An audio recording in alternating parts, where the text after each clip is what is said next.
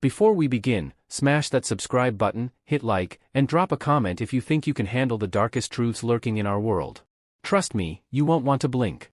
It was 2:17 a.m. when the first call came into the New Orleans Police Department. The dispatcher's voice was taut, almost trembling. "We've got a report of a body in the Marigny district. Caller says it's unusual. Come fast." Detective Elena Torres slammed her car door and sprinted toward the alley behind a row of shuttered jazz bars. The faint smell of rain on asphalt mixed with something far more pungent, metallic, coppery, and unmistakable. Yellow crime scene tape flapped in the midnight wind as officers cordoned off the area. The body lay sprawled across the wet cobblestones, face down, clothes soaked through, and hands bound behind the back. But what made Elena pause wasn't just the brutality, it was the arrangement. Objects from the nearby dumpsters, broken bottles, a torn leather jacket, and a single, crumpled Polaroid, surrounded the victim in a perfect circle, almost like a grotesque shrine. "Who found him?" Elena asked, crouching beside Officer Malik, who was already dusting for fingerprints.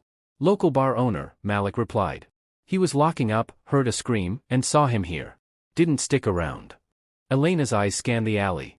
No footprints besides the victim's and one set that led deeper into the shadows. But there was something off about them. The prints were irregular, almost like the person was running on tiptoe, cautious, deliberate.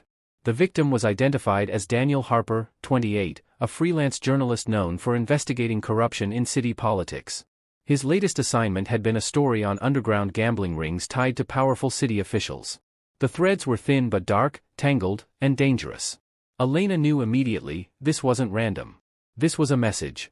Back at headquarters, the precinct buzzed with urgency.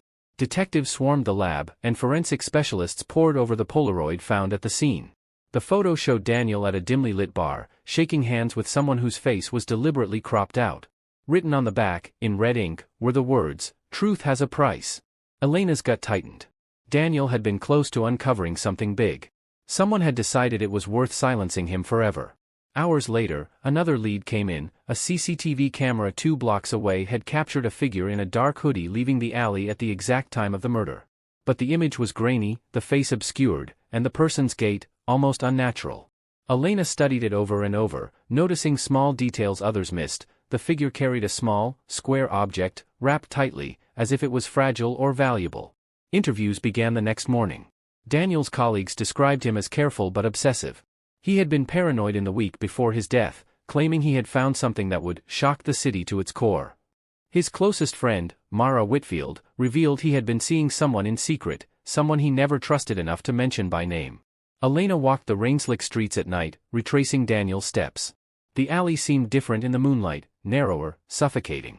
She found scratch marks on the walls, almost like a warning, but what caught her attention was the faint smell of gasoline.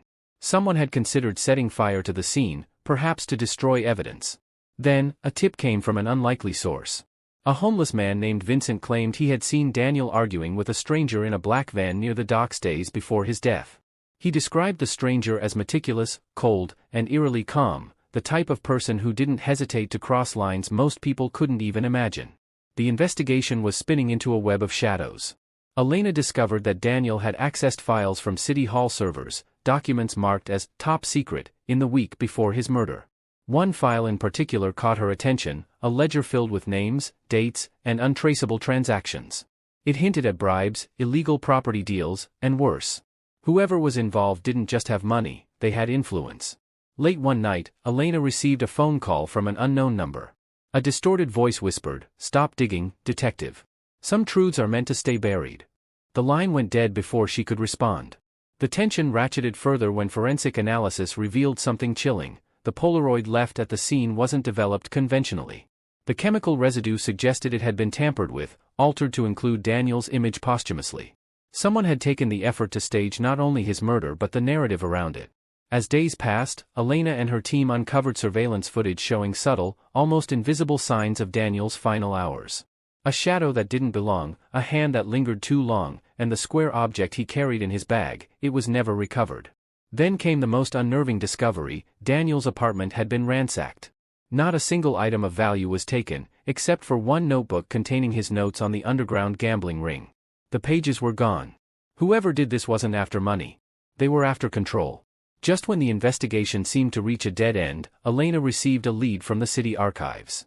Daniel had been investigating a series of unexplained deaths, all tied to a specific group of influential men.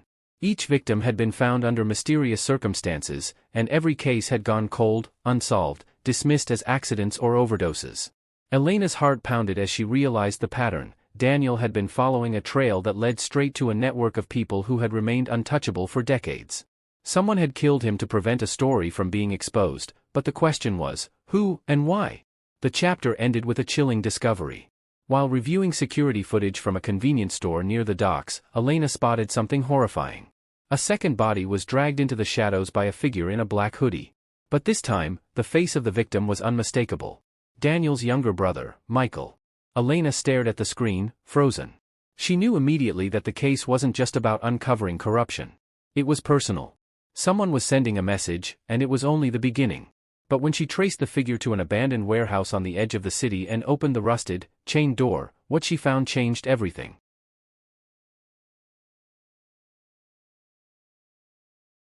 The abandoned warehouse loomed over the foggy docks like a mausoleum, its shattered windows casting long, jagged shadows across the wet concrete. Detective Elena Torres approached cautiously, every step echoing through the cavernous space. Inside, the air smelled of rust and decay, thick with the stench of mold and gasoline. The door had been forced open, chains ripped apart, lock hanging uselessly. Whoever had been here had done it deliberately, leaving a trail for someone to follow, but also hiding secrets only the boldest would dare uncover. Inside, the first thing she noticed was a makeshift barricade of crates and pallets. Scrawled on one crate in black spray paint was a single word, stop. But Elena had never been the type to heed warnings. She pressed further into the darkness, flashlight cutting swaths through the shadows. The sound of dripping water echoed across the high ceiling. Suddenly, something caught her eye, a stack of newspapers from weeks ago, pushed aside as if someone had been searching frantically. On top of the pile was a worn leather journal. Elena opened it carefully. The entries inside were written in a hurried, almost panicked hand, Michael Harper's handwriting. I think they know I'm following. I found the ledger Dad warned me about. If anything happens to Daniel, they'll come for me next. Must keep the files safe. Trust no one. Elena's pulse quickened.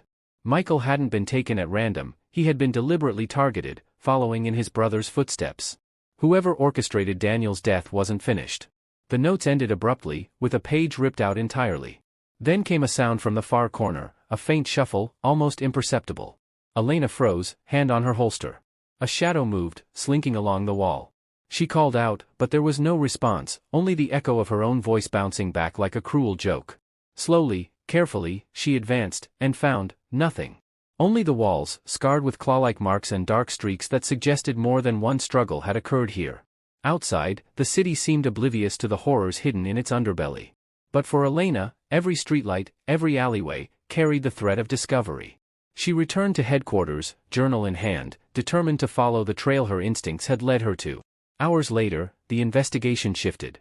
Forensic analysis revealed fingerprints on the crates, but they were smudged, incomplete, almost as if deliberately tampered with. More disturbing, the traces of DNA collected did not match any known criminal database. Whoever had staged the warehouse scene was meticulous, careful, and far more dangerous than they had initially assumed. Elena's partner, Detective Malik, uncovered another lead. A hidden camera in a nearby parking garage had captured a black van, the same one described by Vincent, the homeless witness, circling the docks repeatedly over the past week. But the license plates were removed, the windows tinted, and the driver never appeared on camera. It was as if the vehicle itself was a ghost. Meanwhile, the ledger Daniel had been chasing remained missing. Elena tracked every possible connection, political figures, city contractors, wealthy businessmen, but each lead was either dead-ended or deliberately misleading. It was clear that someone had orchestrated a cover-up spanning decades. As the tension mounted, a series of threatening notes began arriving at the precinct. Each one contained a single word in red ink, stop. Some had fragments of photographs, blurred images of Daniel and Michael, faces partially obscured. Each note sent a chill down Elena's spine. Whoever was behind this was playing a psychological game, testing her resolve, gauging how far she would push before retreating. Late one night, a breakthrough came. A local informant, known only as Sable, contacted Elena with information about a secret meeting between key figures involved in the underground gambling ring. The rendezvous was to take place at a secluded mansion on the outskirts of the city. Sable warned that these men were dangerous, armed, and willing to kill anyone who got in their way. Elena and Malik surveilled the mansion from the shadows. Through a pair of binoculars, Elena saw suited men entering and exiting, carrying briefcases and whispering urgently. Among them, she spotted someone who matched the grainy CCTV images of the black-hooded figure. Her breath caught in her throat. It was impossible, yet undeniable. Determined to gather evidence, Elena decided to infiltrate the mansion. That night, she climbed the wrought iron fence, the cold metal biting her palms, and slipped through a side entrance left slightly ajar. The interior was opulent but sterile, an eerie contrast to the chaos it concealed. Paintings of serene landscapes lined the walls, but every step echoed ominously, announcing her presence. In the dim glow of a chandelier, she overheard a conversation that made her stomach twist. Michael Harper was too close. Daniel wasn't enough to send a message, a man's voice said. We'll find the ledger, another responded, calm but menacing. If we have to burn the city to keep it hidden, we will. Elena's heart raced. They weren't just protecting secrets, they were capable of extreme measures, and Daniel and Michael were pawns in a much larger game. Suddenly, a hand clamped over her mouth, pulling her into the shadows. A whisper, "You shouldn't be here." She struggled, adrenaline surging, but the grip was iron-strong. Then, a voice she recognized, Sable. "I can't let them find you," Sable hissed. "They've been watching everyone connected to this case. If you want to survive, you need to trust me." Elena had no choice but to follow. Sable led her through a labyrinth of alleyways and abandoned tunnels beneath the city. The further they went, the more Elena realized just how deep this conspiracy ran, from city officials to contractors, to powerful businessmen who operated in the shadows, untouchable and invisible. Hours later, Sable revealed the shocking truth. The black-hooded figure was not just a hired killer, it was someone with intimate knowledge of the Harper family, someone who had infiltrated Daniel and Michael's lives for years. Someone who knew every step, every secret, every weakness. Elena's mind raced. How could someone so close betray them so completely? And why? The pieces didn't fit, but the danger was clear. Anyone connected to the Harpers was a target, and the longer she pursued the truth, the higher the stakes became. As dawn approached, Elena and Sable arrived at an abandoned warehouse along the river, this one untouched by the earlier chaos. Inside, a chilling sight awaited, a series of photographs pinned to the walls, each one depicting moments from Daniel and Michael's lives. But among them was something else, a new image, fresh, still wet from ink, showing a third person, someone Elena hadn't expected, a trusted officer from her own precinct. Elena's stomach dropped. The betrayal was closer than she had imagined, and the walls of the conspiracy were closing in. And then, amidst the photographs, a package lay on the floor, the missing ledger. But before Elena could even touch it, the lights flickered, and the sound of footsteps echoed from the shadows. Someone else was in the warehouse, someone waiting. And just as the figure stepped forward, revealing a familiar silhouette, the screen went black.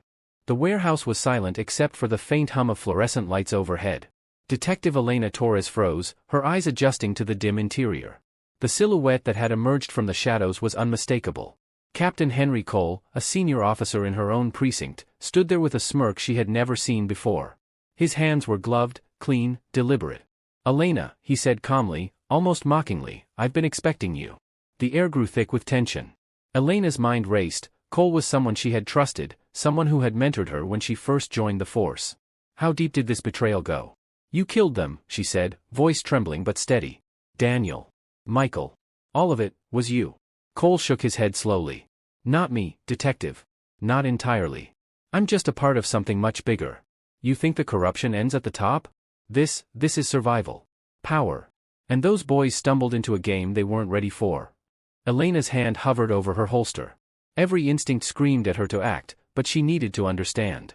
Cole continued, his voice eerily calm as he revealed a network of criminals, politicians, and businessmen who had maintained control over the city for decades. Daniel had uncovered the ledger, the evidence of bribes, illegal gambling, and deadly enforcement. Michael had tried to protect it. Both had become threats. The ledger, Elena whispered, realizing the package at her feet contained more than papers, it held the city's darkest secrets. Every name, every deal, every cover-up, finally revealed.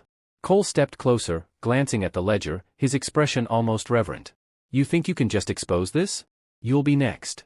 Suddenly, the warehouse door burst open, and Sable emerged with two armed men. Elena realized then that even her ally had been playing a dangerous game. Sable stepped forward, voice low but urgent. "Elena, we need to move. They'll come for the ledger. Everyone who touches it becomes a target." Before Elena could respond, a shot rang out.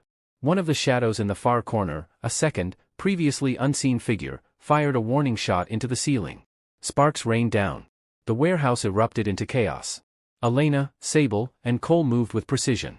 Cole, unexpectedly, lunged at the newcomer, knocking them to the ground. In the struggle, Elena seized the ledger. Pages fluttered in the air like dark confessions, revealing secrets that could topple powerful men overnight. The truth hit her in waves. Daniel and Michael hadn't died in vain.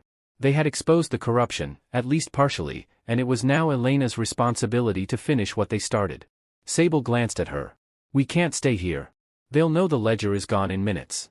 As they fled the warehouse, Elena's mind replayed every clue, every shadow, every moment of betrayal. The investigation had been a labyrinth of lies, but now the pieces began to fit together.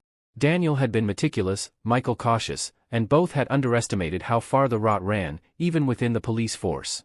Outside, the city was waking up, unaware of the storm that had just been unleashed beneath its streets.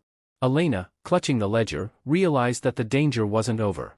Every name inside represented a potential threat, a network of power that would do anything to protect itself. Weeks passed. Elena worked in secret, contacting journalists and trusted allies, slowly leaking information to the public. Arrests were made, some quietly, some with dramatic police raids that shocked the city. Yet even as the system began to crumble, one truth lingered like a shadow: the mastermind behind Daniel and Michael's deaths was still free. Then came the message. No words, just a photograph. Elena opened it and froze.